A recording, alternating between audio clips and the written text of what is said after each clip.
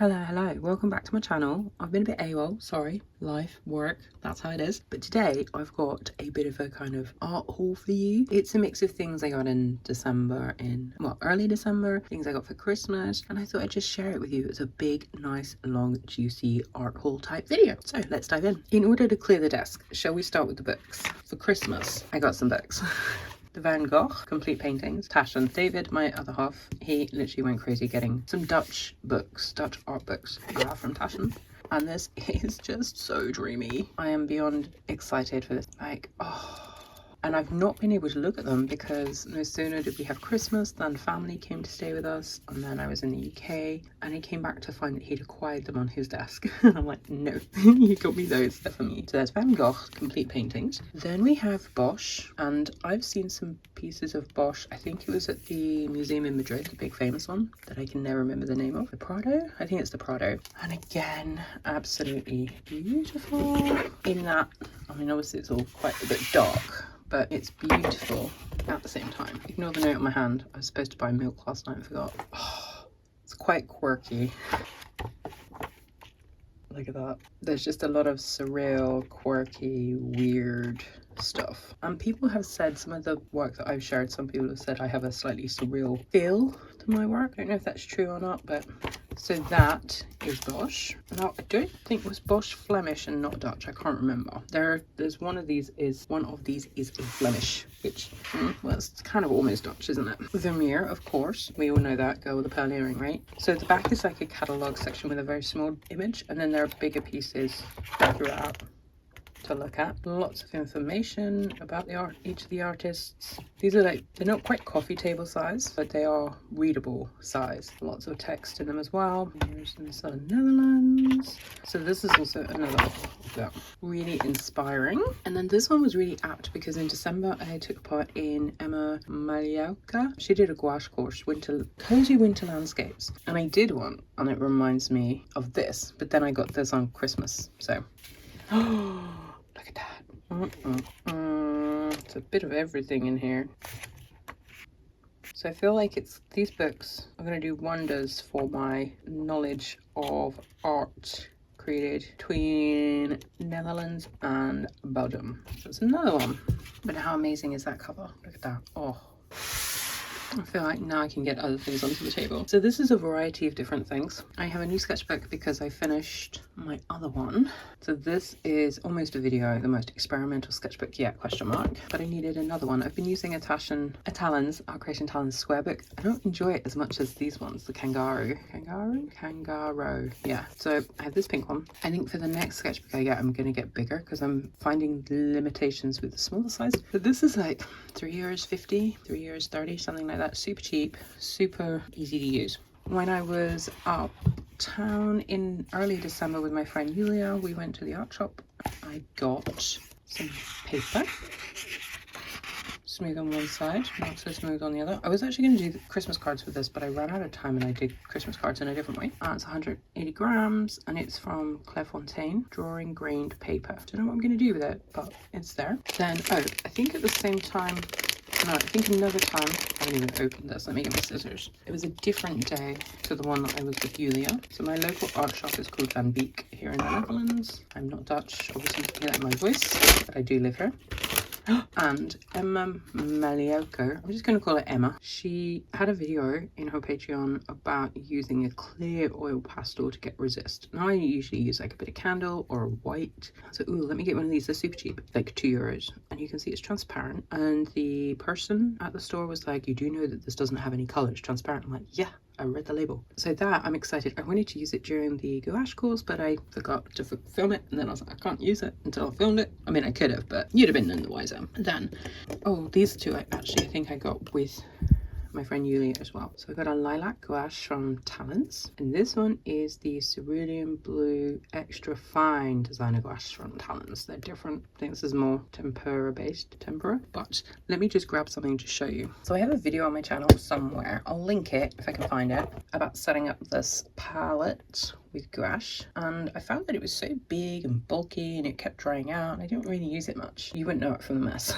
I mean, I did use it, but I was always, for dried stuff, I was always using my Art Toolkit palette, which I would show you, but it's in my bag. So what I did is I scraped out all of the dried gouache from here, and I found out this really old Himi gouache kit. I removed all the buckets because they were like dried and old. They were like 4 or 5 years old. And no, I haven't opened this since I've been away, so it might be a mold festation by now, but if I can get it off. I need to get some stickers actually. I might order some more from my friend Teresa, but I filled it. I crushed up all the gouache that had been in the other one. I kind of crumbled it up, bashed it up a bit, added water. So now I feel like, oh no, there's nothing growing on it. It smells like, because you know the Winsor & Newton gouache quite often smells a bit funky, like the white. I think that's what I'm smelling here. But it's done pretty good. I was using this a lot for the gouache course and I'm excited to get back into it. That's why I also got these, so I can work more with wet gouache because I'm really loving it. I also set up a different palette that's more portable because this one is like my at-home sloppy gouache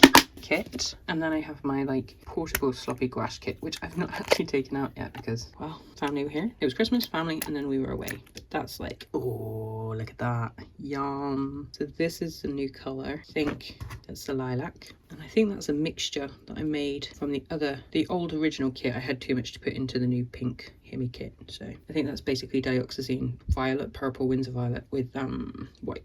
I'm gonna put this on the wrong way, aren't I? Yeah. So I'm excited to get out and about more with that. Yeah, I've just really been loving gouache. I haven't filmed my goals 2025 recap, 2026 goals. Sorry, I'm licking gouache off my hand.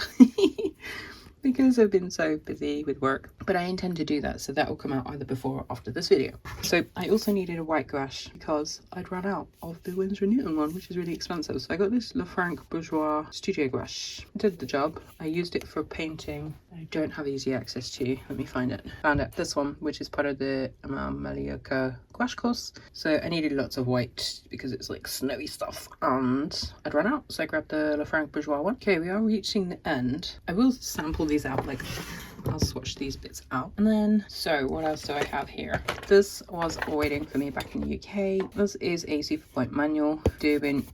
I did use it when I was back in the UK to sharpen my pencils. I haven't yet set it up on the table. It comes with a little clampy thing as well. Although I'm really enjoying using a hand pencil at the moment. You can see I have used it while I was back home. So the person that I am, I like things to be quite neat and tidy and pristine. And what I found, I don't have my pack with me, 1 second. I found it out. I don't know if you can see it. It is marking my pencils. I know this is a, you know, a ridiculous problem in quote marks to have, but I don't like my pencils being marked. I know I'm weird. It's very, I don't know, I'm very particular. I like things to be a certain way. It's who I am. And so what I'm finding is using this, it's damaging my pencils, which is sad. I know.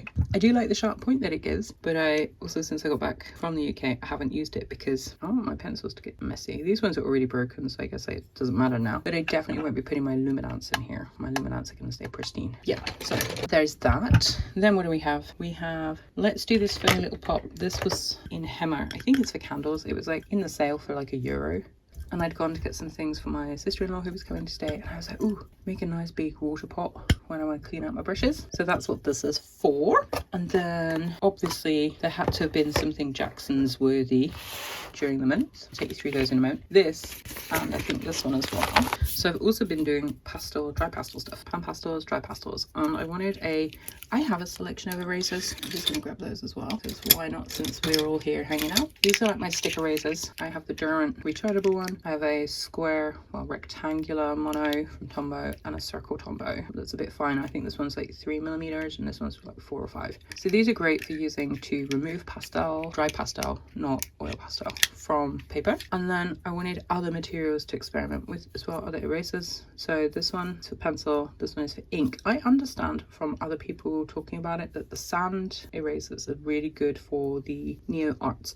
I only have 2 Neo Arts, I haven't tested it yet, but I'm interested in trying that. Then we have the Koh-i-Noor Extra Hard Eraser, it's natural rubber, and this one is the Mono Stick plastic eraser made in Japan. So these haven't been used yet. We can test those out as well. And then I think that just leaves us with this. I felt like I had more stuff, so maybe it's not such a big after all. But in here we have the white Caran d'Ache Neo Pastel, because let me grab the other thing. So you might have seen this before in a previous video, but this is my Schminky watercolor tube palette. I never used it for that. It was just sitting empty, so I've repurposed it to be my oil pastel palette that I take out and about. But I don't have a white, so now we have a white. I mean, I think I have like a gnarly old Daler Rowney white. Now I have a proper white. See? Maybe we put it there. Or maybe I should leave it out so I can show you how it works. But that's that. I'm building a collection of kits to my right that you can't see. So that's that. And then we have, now this is random for me. You can hear what they are.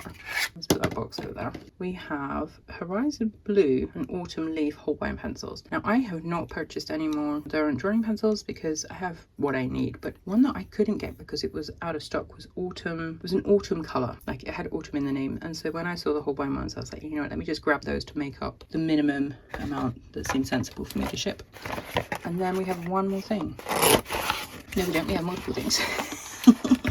This is as it is because I packed it back at my parents'. Sorry, at my dad's. This is an old palette, doesn't count. This is new, and this is new. That's my watercolor palette, doesn't count. This is a Pro Marker, which is an alcohol-based ink, and I got it in Carmine. And this is another, like, I took myself up to Van Beek, up to town, popped in. I'd seen someone use this as a base, and so I was like, ooh, I'll try that. I think it was like €4. And then, because I'm mad about gouache at the moment, cadmium yellow orange. I do not have an orange. You've seen my kit already. I don't have an orange. I have like marigold yellow, and I have lemon yellow, and I have red, cadmium red, but I did not have an orange. Oh, look at that. Isn't that beautiful? We are going to test it, don't worry. But yeah, that is essentially it. I thought I had more than that. Maybe I was just hoping I had more than that, but I didn't. So what we'll do is I'll grab my current sketchbook and we'll just swatch a few of these bits out quickly. We have water. I hope there's not a hole in that glass.